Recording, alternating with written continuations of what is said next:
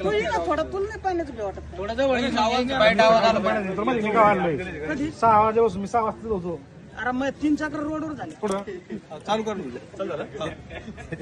तर रांजणगाव या परिसरामध्ये आज पहाटपासून खूप मोठ्या प्रमाणामध्ये पाऊस आपल्याला पाहायला मिळत आहे. दोन्ही नद्या दुथडी भरून पाहायला मिळत आहे.